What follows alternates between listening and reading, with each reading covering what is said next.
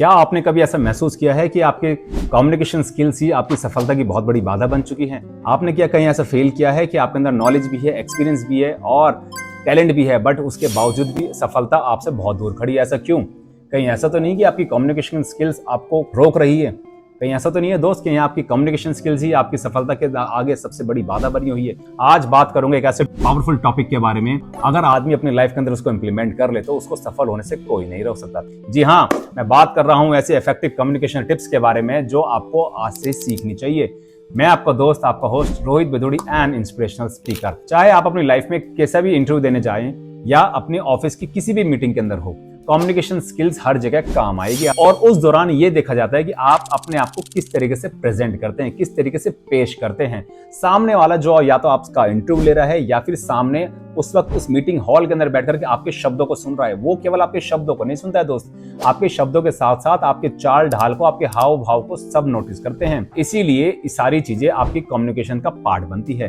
Communication का मतलब होता है कि आप अपनी चीजों को किस तरीके से प्रेजेंट कर पा रहे हैं, चाहे अपने शब्दों के थ्रू, चाहे अपने हाथों के थ्रू, चाहे अपनी बॉडी लैंग्वेज के थ्रू, चाहे अपने आई इमोशंस के थ्रू, चाहे अपनी वॉइस मॉड्यूलेशंस के थ्रू। ये सब चीजें, छोटी छोटी चीजें कम्युनिकेशन का ही पार्ट होते हैं दोस्त, जो कि आपको कॉन्फिडेंट प्रोफेशनल बनने में हेल्प करती है। इसलिए दोस्त इस वीडियो को अंत तक जरूर देखिएगा कि अगर आपके अंदर भी आपको ऐसा लग रहा है कि कहीं मैं ऑफिस के अंदर यार मैं मार खा जाता हूं, ऑफिस के अंदर कई अच्छी अपॉर्चुनिटी आकर के मेरे हाथ से निकल जाती है just because of my communication skills, तो आप बिल्कुल ठीक वीडियो के अंदर आ चुके हैं। इस वीडियो के अंत तक जरूर बने रहिएगा। मैं आपको एक ऐसी प्रो टिप्स बताऊंगा जिसको अगर आपने लाइफ के अंदर अपने इंप्लीमेंट किया दोस्त, आपको सफल होने से कोई नहीं रोक पाएगा और सफलता की चाबी जो अभी तक आपसे छीनी गई थी वो ऑटोमेटिकली आपके पास आ जाएगी। सबसे पहला पॉइंट है दोस्त एक्टिव लिसनिंग, क्योंकि कम्युनिकेशन का सबसे पहला पार्ट है कि आपको अच्छे ढंग से सुनना आना चाहिए। कि जब भी आप किसी सभा में जाएं, जब भी आप सभी किसी मीटिंग में जाएं या फिर आप किसी से 1-to-1 इंटरेक्ट करें, तो सबसे पहले आपको उनको सुनना बहुत जरूरी है।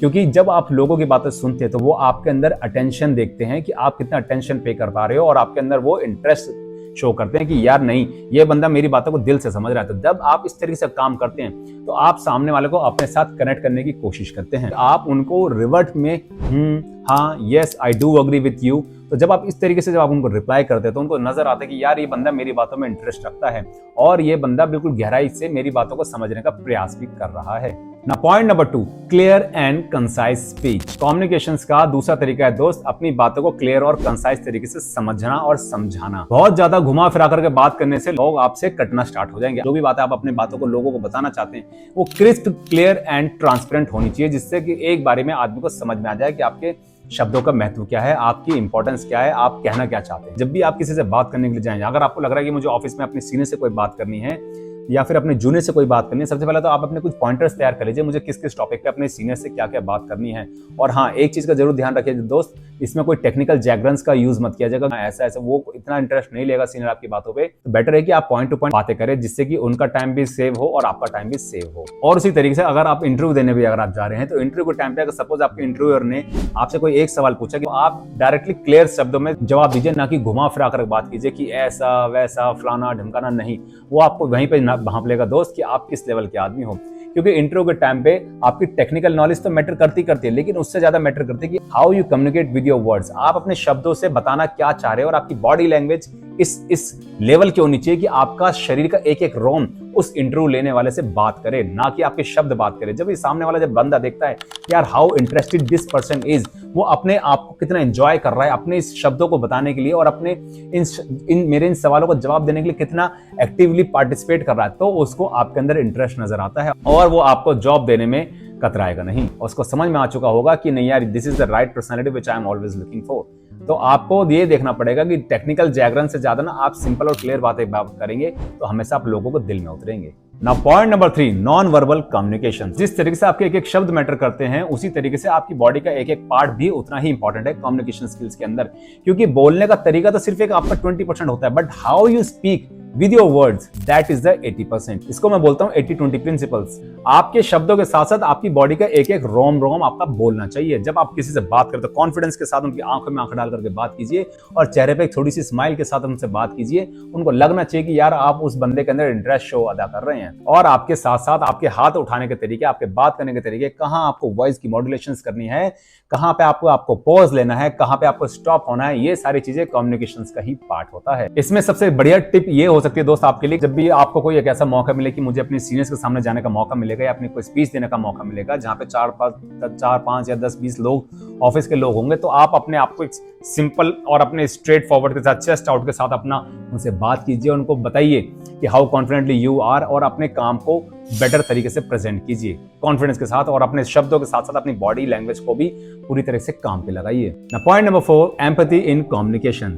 एम्पैथी का मतलब होता है दोस्त कि सामने वाले के शब्दों को उनके नजर से समझने का प्रयास कीजिए कि वो कहना क्या चाह रहे हैं। आप जिस भी पोजीशन पे आप हैं, सपोज आप किसी फैक्ट्री के मैनेजर्स हैं, सपोज आप किसी फैक्ट्री के जनरल मैनेजर हैं, और आपका जूनियर अगर आपके पास कोई प्रॉब्लम लेकर के आता है या फिर अपने कोई दर्द लेकर के, अपनी कोई तकलीफ लेकर के आपके पास आता है, तो बजाय उसको लताड़ने के दोस्त उसको समझने का प्रयास कीजिए कि वो किस पोजीशन पे है, और आपको अपने आप को उसकी पोजीशन पर रख करके देखना है, क्योंकि उसकी जितनी मानसिकता है वो उसी मानसिकता के हिसाब से आपके पास आया है, क्योंकि उसको पता है कि यार मेरे सीनियर जो हैं वो मेरे से एक्सपीरियंस में, मेरे से नॉलेज में कई बड़े हैं, और वो अपने से एक्सपीरियंस के साथ मेरी समस्या का समाधान करेंगे। लेकिन समस्या का समाधान आप उस पोजीशन पर रहकर कभी नहीं कर पाएंगे दोस्त। सबसे पहले आपको उसकी पोजीशन भी समझने का प्रयास करना पड़ेगा कि वो उस पोजीशन पर रहकर के कैसा फील कर पा रहा है, किस प्रॉब्लम में आखिर में वो है, और वो किस बात को लेकर के मेरे पास आया है, सो दैट कि सामने वाला जब भी आपके पास आए तो वो आपसे कनेक्ट करे, ना कि वो डिस्कनेक्ट करे। उसको ये ना लगे कि मैं जब सीनियर के पास जा रहा हूं तो पता नहीं वो मेरी बातों को डिस्कनेक्ट ना कर दे, या वो मुझसे कनेक्ट ना कर पाए, या मुझसे रेलेवेंट ना कर पाए।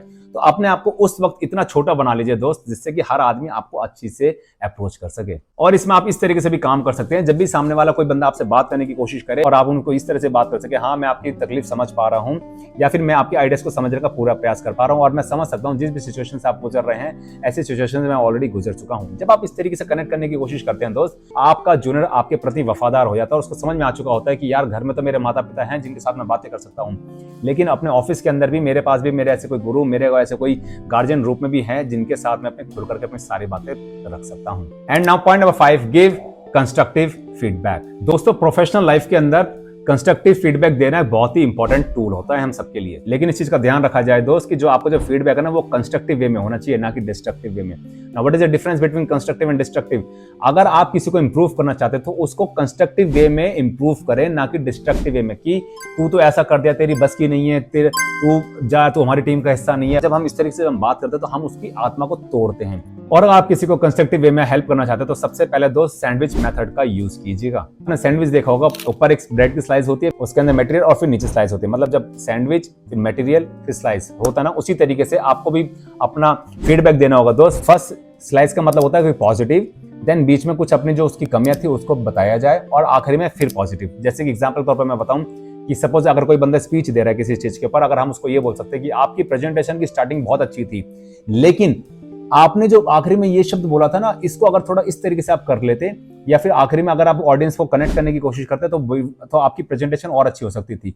लेकिन at the end overall the good presentation it was. तो दैट मीन हमने क्या कहा, शुरुआत में अच्छा बोल दिया, और बीच में हमने उसकी कमियों को थोड़ा पोलाइट वे में और पॉजिटिव वे में उसको बताया, और अंत में फिर से पॉजिटिवनेस उसके अंदर क्रिएट करने की कोशिश करी कि कुल मिलाकर के जैसा भी था आपकी प्रेजेंटेशन बहुत अच्छी थी। और दूसरी तरीके से अगर हम इस चीज को देखें, नेगेटिव कंस्ट्रक्शन क्या होती है, तो हम जैसे हम देख सकते हैं कि अक्सर हम बोलते हैं कि यार तेरे को समझ में नहीं आता कि तू किस तरीके से बात कर क्या है, तेरे को समझ नहीं आता वो कितना बड़ा आदमी है, तो आपने उसको स्टार्ट होने से पहले ही आपने खत्म कर दिया दोस्त।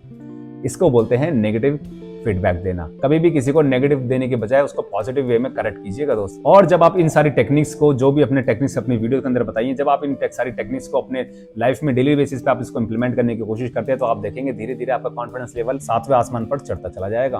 उम्मीद करता हूँ वीडियो दोस्त आपको पसंद आई होगी। अगर आपको वीडियो पसंद आई तो दोस्त हमारे को लाइक, शेयर एंड सब्सक्राइब करना ना भूलिएगा, और ये वीडियो को अभी अपनी उन सभी सीनियर्स को फॉरवर्ड कर दीजिए जो अगर आपको लगता है कि मेरे सीनियर्स के अंदर कहीं ना कहीं फीडबैक तो मुझे देता है, लेकिन वो कंस्ट्रक्टिव वे में ना देकर के डिस्ट्रक्टिव वे में हमें से फीडबैक देता है, जो कि मुझे उससे अलग कर रहा है। अगर आप चाहते हैं आपके सीनियर के अंदर भी इंप्रूवमेंट होनी चाहिए, तो ये वीडियो अभी उनको शेयर कर दीजिए, और अभी इस वीडियो को अपने जूनियर्स के साथ भी जरूर शेयर कीजिएगा, सो दैट कि वो हमेशा एक रिलैक्स फील करे आपके पास आने के लिए। और दोस्त अगर आपके लाइफ में भी कभी कुछ ऐसे सिनेरियोज रहे हैं जिसमें आपको लग रहा है कि यार मेरे पास ऐसी अच्छी अपॉर्चुनिटी थी, लेकिन कम्युनिकेशन अच्छी ना होने के कारण वो अपॉर्चुनिटी मेरे हाथ से निकल गई, तो आप हमको कमेंट करके जरूर बताइएगा। मैं समझना चाहूंगा कि आप किस लाइफ के स्ट्रगल से आप गुजर रहे थे, और अगर इन टेक्निक को सीखने के बाद अब आपकी लाइफ की जर्नी किस तरीके से बदलने वाली है, हमको कमेंट करके जरूर बताइएगा, क्योंकि आपका एक छोटा सा लाइक, छोटा सा शेयर एंड छोटा सा कमेंट मुझे बहुत मोटिवेशन देता है, ताकि हम ऐसी और ढेरों सारी नई नई वीडियोस आप लोगों के लिए लेके आते रहें। दोस्तों बहुत जल्दी मिलेंगे आपसे अपनी नेक्स्ट वीडियो के साथ, तब तक अपना ख्याल रखिए, बने रहिए, जमे रहिए, और आपका जीतना सुनिश्चित है।